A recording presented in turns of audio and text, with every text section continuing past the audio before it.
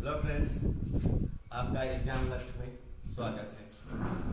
आज हम फिर एक कक्षा 10 के नए वीडियो के साथ हाजिर हैं। आज हम पढ़ेंगे बच्चों बहुपद।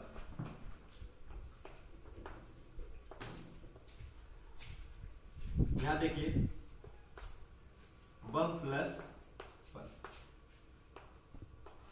पिछली कक्षा 9 में आपने बीजीय व्यंजक के पदों के वर्गीकरण के बारे में पढ़ा होगा। आप लोग जानते होंगे एक पदी बीजीय व्यंजक, एक पदी बीजीय व्यंजक।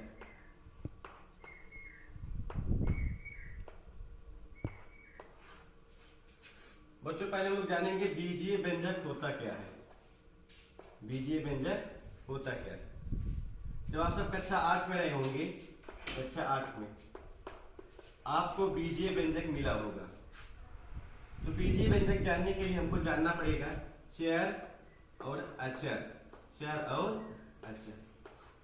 बच्चों हम कुछ समझाते हैं आपको उदाहरण देकर, देसी उदाहरण में, कि बीजीय व्यंजक होता क्या है। जैसे मान लीजिए एक थैला है। ये क्या है? थैला। थैला, इसमें हमने कुछ पेन रख दी गई। कितने पेन रखे गए? कुछ पेन रखे गए। कुछ पेन रख दिए गए। अब हमने कहा यहाँ पर एक सौरभ खड़ा है। कौन खड़ा है? सौरभ। कौन है बच्चों? सौरभ। अब सौरभ से कहा गया भैया आप इसमें से 2 पेन निकाल लीजिए। कितने पेन निकाल लीजिए? 2 पेन। अब सौरभ ने क्या किया? 2 पेन निकाल लिए गया। अब सौरभ से पूछा गया कि अब इस थैले में कितना पेन है? इस थैले में कितना पेन रह गया? तो सौरभ ने जवाब दिया सर हमें क्या पता, हमें तो ये नहीं पता कि थैले में पहले कितना पेन था। लेकिन इसको हम लोग बीजीय व्यंजक के रूप में लिख के दिखा सकते हैं। कैसे दिखाएंगे? तो सौरभ का उत्तर होगा, सौरभ का कि सर माना बैग में X पेन थे। कितने पेन थे बच्चों? बैग में X पेन थे। अब 2 पेन निकाल लिया गया तो बैग में बचा हुआ पेन कितना होगा? बचा हुआ पेन की संख्या, पेन की संख्या बराबर हो जाएगा X माइनस 2। क्या हो जाएगा बच्चों? X minus 2। अब जो यहाँ पर X माइनस 2 लिखा गया यही हमें दर्शाता है क्या है? बीजीय व्यंजक। क्या है बच्चों? बीजीय व्यंजक। तो बीजीय व्यंजक ये तो आपको एग्जाम्पल के माध्यम से समझाया गया है। कैसे समझते हैं बीजीय व्यंजक क्या है, उसके उदाहरण क्या है। अब हम छोटा सा एक परिभाषा के माध्यम से समझेंगे कि बीजीय व्यंजक की परिभाषा क्या है। तो बीजीय व्यंजक का मतलब है बच्चों चर तथा अचर से को मिलाने पर बीजीय व्यंजक प्राप्त होता है। क्या बच्चों? चर और अचर को मिलाने पर क्या बनता है? बीजीय व्यंजक बनता है। फॉर एग्जाम्पल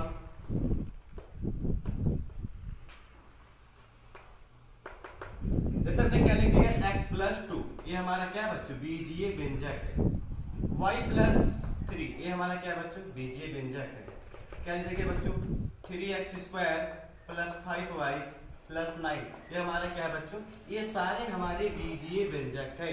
क्यों बीजीय व्यंजक है? क्योंकि इसमें चर x है और अचर क्या है? 2 है। इसमें चर y है, अचर क्या है? 3। और देखो सब में बहु चर और अचर मिलके बने हैं, इसलिए क्या है? बीजीय व्यंजक। यहाँ तक हमने जाना बीजीय व्यंजक क्या होता है। अब जानेंगे एक पदी क्या होते हैं, द्विपदी क्या होते हैं, 3 पदी क्या होते हैं। बीजीय व्यंजक कई प्रकार के होते हैं। तो एक पदी बीजीय व्यंजक, ऐसा बीजीय व्यंजक बच्चों, एक पदी बीजीय व्यंजक के लिए क्या बताएंगे? ऐसा बीजीय व्यंजक जिसमें मात्र एक ही पद आए। कितने पद आए हो? एक पद आए हो, उसे एक पदी बीजीय व्यंजक कहते हैं। फिर से रिपीट कर रहा हूं, ऐसा बीजीय व्यंजक जिसमें मात्र एक ही पद आए हो उसे बोलते हैं एक पदीय बीजीय व्यंजक। फॉर एग्जाम्पल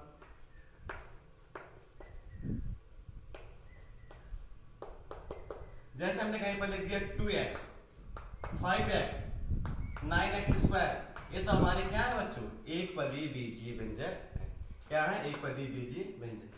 अब जानते हैं दो पदीय बीजीय व्यंजक। दो पदीय बीजीय व्यंजक, दो पदी बीजीय व्यंजक, ऐसा बीजीय व्यंजक जिसमें दो पद आए हो उसे दो पदी बीजीय व्यंजक कहते हैं। उदाहरण के लिए बच्चों, फॉर एग्जाम्पल जैसे लिखिएगा 2x² प्लस 9, क्या लिख दिया गया 5x प्लस 8, क्या लिख दिया गया बच्चों 3m प्लस y 8। ये हमारे सब क्या है, द्विपदीय बीजीय व्यंजक है। अब तीन पदी बीजीय व्यंजक क्या होगा बच्चों, मिटा दिया जाए।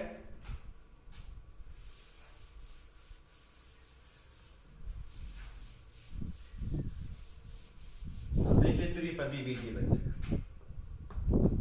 त्रिपदी बीजीय व्यंजक,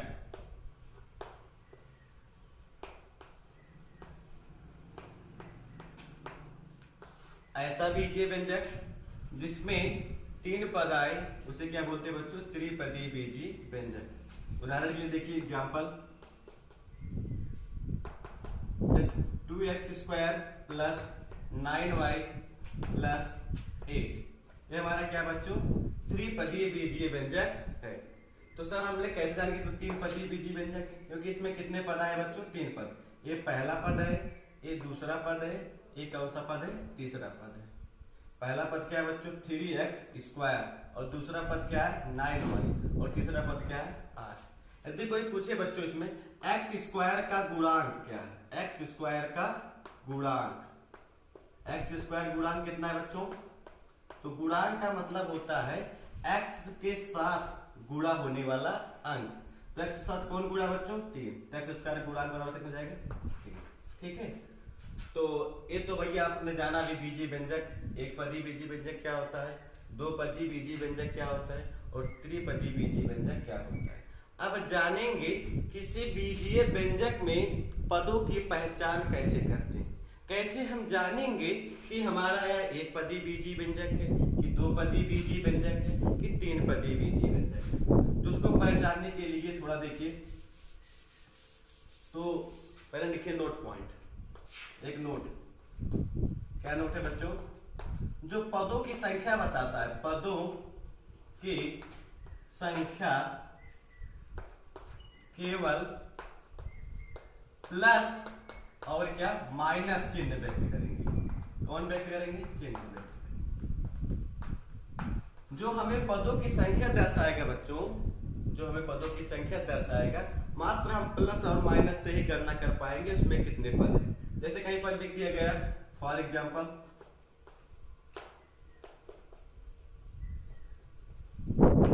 ध्यान से देखिए, लिख दिया गया 5x² प्लस 9 प्लस,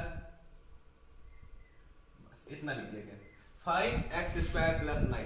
आपसे पूछ लिया जाए बच्चों एक किस प्रकार का बीजीय व्यंजक है, तो आप क्या करेंगे, पहले देखेंगे, इसको सॉल्व करेंगे, सरल करेंगे।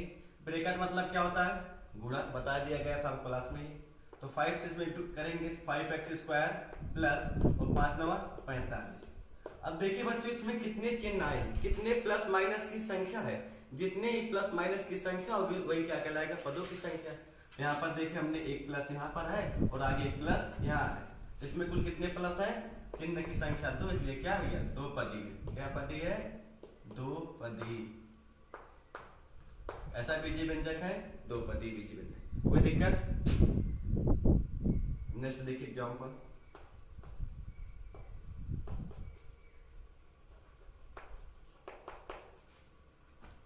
x plus y into 2x plus 1/x। इसमें कितने पद है बच्चों, आप पहले क्या करेंगे, इसको मल्टीप्लाई करेंगे, x प्लस मल्टीप्लाई करेंगे 2xy प्लस 1/x। अब क्या करेंगे, देखिए यहाँ पर एक प्लस है, यहाँ पर एक प्लस, यहाँ पर एक प्लस, तो कुल इसमें चिन्ह की संख्या कितनी है, 3, तो लिखेंगे त्रिपदी। ठीक है, अब आगे देखिए, अभी तक हम लोग पहचान लिए भैया क्या पदी होते हैं, पदी की पहचान कैसे करें। अब आते हैं बहुपद पे। किस पे आते हैं, बहुपद। तो बहुपद की परिभाषा क्या है, पिछली कक्षा में 9th में आपने पढ़ा होगा बहुपद। बहुपद इंग्लिश में कहते हैं पॉलिनोमियल्स। क्या कहते हैं बच्चों, पॉलिनोमियल्स।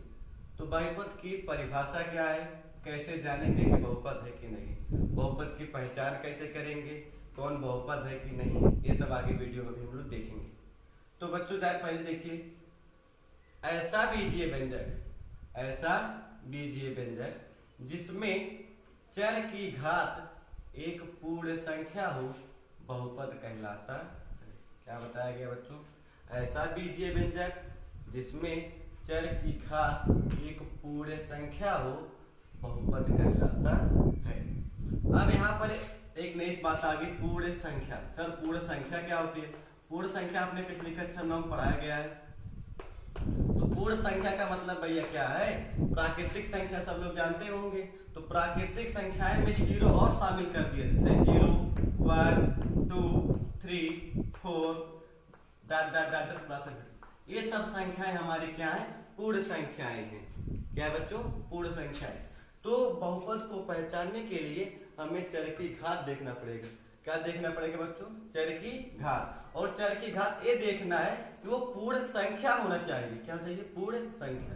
पूर्ण संख्या का मतलब है ना तो चर की घात ऋणात्मक हो और ना तो चर की घात भिन्नात्मक हो, मात्र क्या हो बच्चों, एक पूर्ण संख्या हो। चलो अब पहचान करते हैं।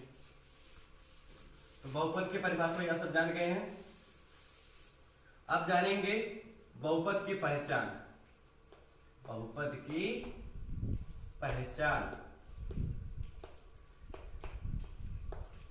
जैसे हमने कोई लिख दिया बच्चों, x प्लस 5x² प्लस 3 लिख दिया गया एग्जाम्पल के लिए आपके लिए। p ऑफ x, किसी बहुपद को व्यक्त करने के लिए इसे करेंगे भैया।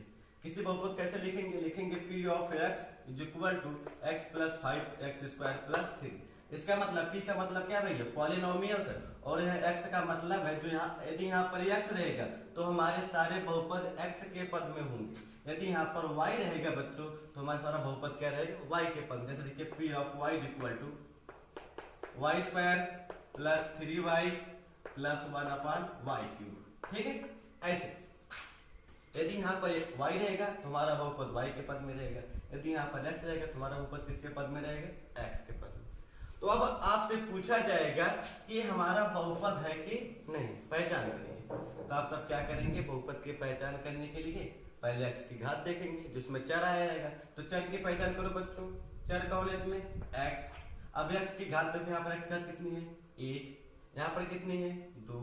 तो जो यहाँ पर घात आए हैं एक पूर्ण संख्या है कि नहीं है, एक पूर्ण संख्या है।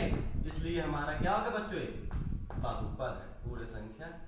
यहाँ पर लिखेंगे चर की घात, चर की घात एक पूर्ण संख्या है। चर की घात एक पूर्ण संख्या है, इसलिए हमारा क्या होगा बच्चों, बहुपद। क्या है, बहुपद। तो हमारा पहला वाला क्या है बच्चों, बहुपद है। अब दूसरा देखें बहुपद है कि नहीं है। तो इसमें देखेंगे हमारा चर क्या है बच्चों, चर यहाँ पर y है, यहाँ पर भी y है, यहाँ पर भी y है। लेकिन यहाँ पर देखो y² प्लस 3y। अब बच्चों यहाँ पर जो y की पावर यहाँ पॉजिटिव है, ऊपर जाएगा क्या हो जाएगा, नेगेटिव। अब जब नेगेटिव हो गया तो यहाँ पर देखिए y की पावर 2 है, यहाँ पर 1 है। यहाँ तक अभी पूर्ण संख्याएं हैं, लेकिन ये पूर्ण संख्या नहीं, इसलिए हमारा बच्चों बहुपद नहीं है। पहचान जान गए, आप सब बहुपद की पहचान कर ले जाएंगे। नोट कीजिए बच्चों।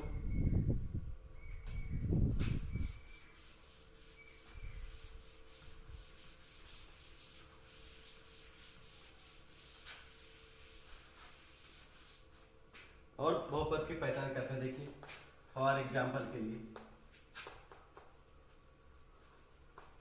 जैसा आपको दे दिया गया √3x² प्लस 5x प्लस 9 और पूछ दिया गया बच्चों ये बहुपद है कि नहीं, बहुपद है कि नहीं।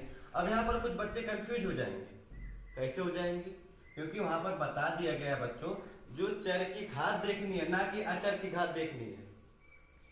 चर की घात देखनी है। यहाँ पर चर की घात क्या है 2 और यहाँ पर चर की घात क्या है 1 और दोनों कैसी संख्या है पूर्ण संख्या है। तो हमारा क्या होगा बच्चों बहुपद है, बहुपद। ठीक है, next example 3√x plus 5x² plus 10 बहुपद है कि नहीं बच्चों, हमारा बहुपद है कि नहीं। तो हम लोग जानेंगे कि यहाँ पर चर की घात कितनी है 2, अभी तक बहुत खुश हैं हाँ, क्योंकि चर की घात यहाँ पूर्ण संख्या मिल गई। लेकिन यहाँ पर आगे कर्ली, इसको क्या बोलते हैं कर्ली, क्या बोलते हैं बच्चों कर्ली, स्क्वायर रूट बोलते हैं। और स्क्वायर रूट का मतलब क्या 1/2 और 1/2 भी क्या है भिन्नात्मक है, ये क्या है भिन्नात्मक है, जबकि x की घात भिन्नात्मक नहीं होना चाहिए, इसलिए हमारा क्या बहुपद नहीं है। भैया बहुपद की पहचान कर ले जाएंगे हम, बहुपद है कि नहीं। अब देखते हैं बहुपद की घात, क्या देखते हैं भैया बहुपद की घात।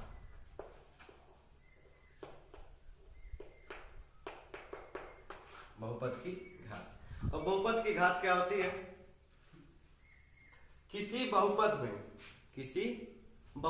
में जो चर की अधिकतम घात होगी, किसी बहुपद में जो चर की अधिकतम घात होगी वही बहुपद की घात कहलाएगी। क्या बताया गया, किसी बहुपद में या किसी बीजीय व्यंजक में जो चर की अधिकतम घात होती है वही बहुपद की घात कहलाती है।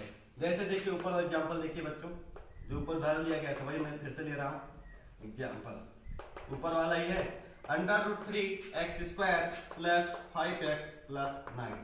अब आपको इसमें देखना है कि चर की सबसे बड़ी घात क्या है, तो चर की सबसे बड़ी घात क्या है 2, वही बहुपद की भी घात होगी। तो बहुपद की घात क्या होगी बच्चों, इसमें बहुपद की घात बराबर 2। कोई दिक्कत किसी को भी नहीं, वेरी गुड। अब ऐसे हम लोग पहचान कर लेंगे बहुपद की घात, ठीक है, आपको परिभाषा पता हो जाएगा तब सब पहचान कर लेंगे। अब जानेंगे बहुपद की घात के आधार पर बहुपद को 3 भागों में बांटा गया है। क्या बताया गया, बहुपद की घात के आधार पर बहुपद को कितने भागों में बांटा गया है 3 भागों में। बहुपद का घात के आधार पर वर्गीकरण कितने प्रकार के होते हैं घात के आधार पे 3 प्रकार के। पहला क्या बच्चों, रैखिक बहुपद, नाम तो सुना होगा कक्षा 8 या 9 में, रैखिक बहुपद। और नंबर 2 क्या बच्चों, द्विघात बहुपद, द्विघात बहुपद। और नंबर 3 क्या बच्चों, त्रिघात बहुपद, त्रिघात बहुपद। चलो अब हमने बहुपद की पहचान कर ली है, बहुपद जान जाते हैं क्या होता है, उसके बाद ये भी जान लिए बहुपद की घात क्या होती है। अब उसके घात के आधार पर बहुपद 3 प्रकार का है। जैसे पहला क्या बच्चों, रैखिक बहुपद, दूसरा क्या बच्चों द्विघात बहुपद, तीसरा क्या है त्रिघात बहुपद। तो रैखिक बहुपद का मतलब क्या होता है भैया, ऐसा बहुपद जिसमें चर की घात 1 हो। क्या हो, चर की घात 1 हो। चर की घात कितने से भैया, चर की घात 1 हो, क्या हो 1 हो, वो कहलाते हमारे रैखिक बहुपद। और द्विघात बहुपद देखिए नाम से, द्विघात, घात कहां लगता है भैया, बताया गया था आपको जब आपका क्लास चल रहा था। द्विघात का मतलब है चर की घात कितनी हो 2। तो चर की इसमें घात कितनी बच्चों 2 होनी चाहिए, 2। और त्रि का मतलब क्या बच्चों 3, इसमें चर की घात कितनी हो 3। चलो भैया, अब सर जी आपने बता दिया चर की घात 1 हो, चर की घात 2 हो, चर की घात 3 हो। यदि किसी बहुपद में चर की घात 1 हो तो हम जान जाएंगे सर रैखिक बहुपद है, लेकिन उसका कुछ स्टैंडर्ड रूप है, मानक रूप। तो इसका मानक रूप देखिए, मानक रूप, इसका मानक रूप बच्चों है ax plus B, A X plus B. इसका मान प्रूफ क्या है बच्चों, A X plus B. A comma B, A comma B belongs to real number. क्या बच्चों, रियल नंबर। जो ए और बी है वो हमारे क्या होंगे, वास्तविक संख्याएं होंगे। और जबकि एक्स क्या है, एक चर। एक्स क्या रहेगा, चर। ठीक है, जो हमारे ए और बी आएंगे वो हमेशा किससे संबंध रखेंगे, वो रियल नंबर ही होने चाहिए। क्या हो चाहिए, रियल नंबर ही होने चाहिए। और वो क्या, आपको इसमें एक्स क्या, ए चर। ठीक है, और जहां ए डज नॉट इक्वल टू 0, इतने चीज होने चाहिए। ए डज नॉट इक्वल टू 0, तो हम जान जाएंगे भैया ए बहुपद किस प्रकार का रैखिक बहुपद है। ठीक है, अच्छा आगे आओ। अब इसमें जानेंगे इसका क्या, इसका हमारा प्रूफ है A X square plus B X plus C, A X square plus B X plus C. और जहां A comma B comma C belongs to real number, A comma B comma C comma belongs to किससे भैया, real number. और x क्या, एक चर है, x क्या, एक चर है। यहाँ पर भी ए डज नॉट इक्वल टू 0 होना चाहिए। यदि ए 0 हो गया तो ये पूरा 0 हो जाएगा, तो हमारा क्या बचेगा बच्चों, बी एक्स प्लस सी। तो हमारा द्विघात बहुपद नहीं रह जाएगा, तब क्या हो जाएगा, रैखिक बहुपद। ठीक है, आ जाओ आगे। इसका क्या होगा, A X cube plus B X square plus C X plus B. इसका मानक रूप है A X cube plus B X square plus C X plus B. और आप सब देख रहे होंगे इसमें चर की सबसे बड़ी घात क्या है, 3, इसलिए त्रिघात बहुपद का है। ठीक है, यहाँ पर भी बच्चों A comma B comma C comma D belongs to real number, इससे बिलोंग करेंगे रियल नंबर से। और भैया क्या, A does not equal to 0, यदि ए 0 हो जाएगा तो त्रिघात नहीं रह जाएगा, क्या बचेगा, द्विघात बहुपद। ठीक है, ए बहुपद के आधार पर उनका वर्गीकरण था, रैखिक बहुपद, द्विघात बहुपद, त्रिघात बहुपद। उनके भैया क्या मानक रूप है, सर यहाँ पर लिख दिया गया, आप जल्दी से नोट कीजिए, मैं मिटा रहा हूं। अब जानेंगे उनके शून्य क्या होते हैं, किसी बहुपद का शून्य क्या होता है, किसी बहुपद का शून्य क्या होता है, मिटा दिया जाए। चलो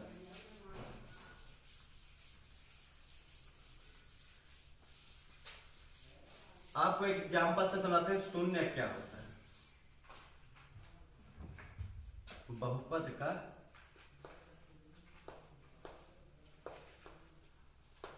शून्य, वेरी गुड।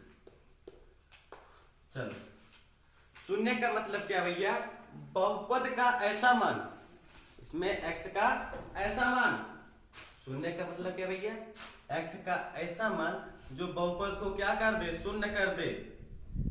जो बहुपद का मान क्या कर दे, शून्य कर दे, उसका शून्य कहलाता है। जैसे देखिए एग्जाम्पल, फॉर एग्जाम्पल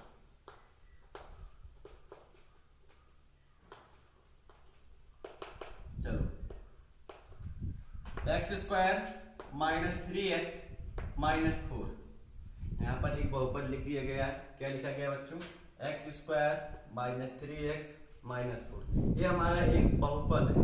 अब इसमें हमें बहुपद को में क्या देखना है, इसका शून्य देखना है। और शून्य क्या होता है बच्चों, x का ऐसा मान लेने पर जो बहुपद क्या हो जाए, शून्य हो जाए, तो शून्य कहलाएगा उसका। देखिए यदि x इक्वल टू क्या रख दिया जाए, x इक्वल टू 4 रखने पर, क्या रखने पर, 4 रखने पर,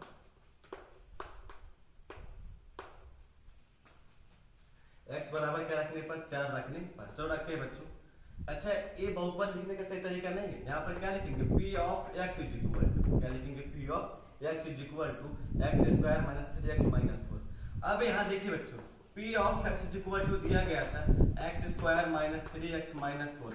हमें क्या निकालना है, p4 वैल्यू निकालनी है, तो p ऑफ 4, यहाँ पर ऐसे स्थान पे क्या रख रहे हैं, 4, यहाँ पर 4 रख दिया, यहाँ पर 4 है।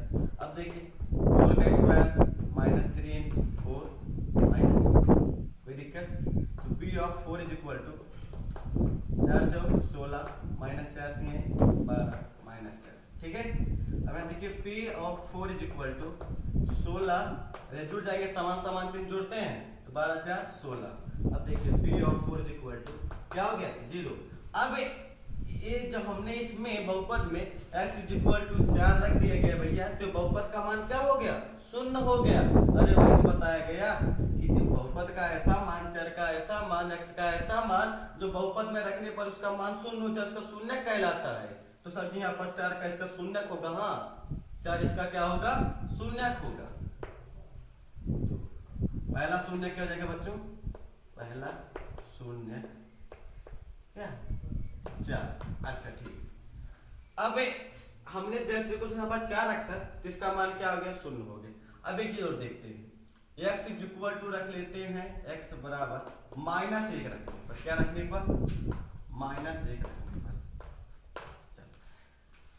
अब यहाँ पर लिखिए p of x equal to x square minus 3x minus 4।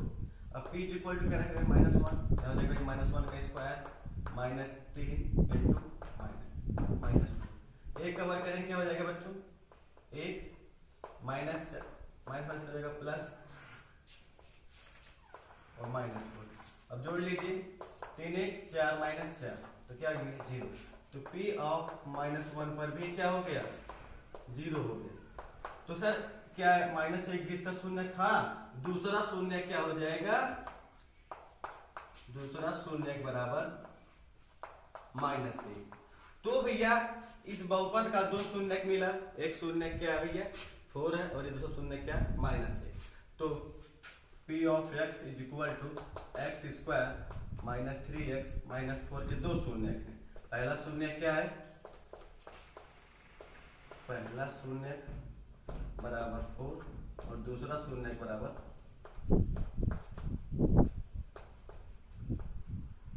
-1। अब सर क्या इससे ज्यादा भी इसके शून्य प्राप्त हो सकते हैं? किसी द्विघात बहुपद का क्या 2 से ज्यादा शून्य प्राप्त हो सकता है? नहीं। जितने ही उसमें x की अधिकतम घात होगी, मात्र उतने ही शून्य प्राप्त होंगे। कहने का मतलब है यदि कोई रैखिक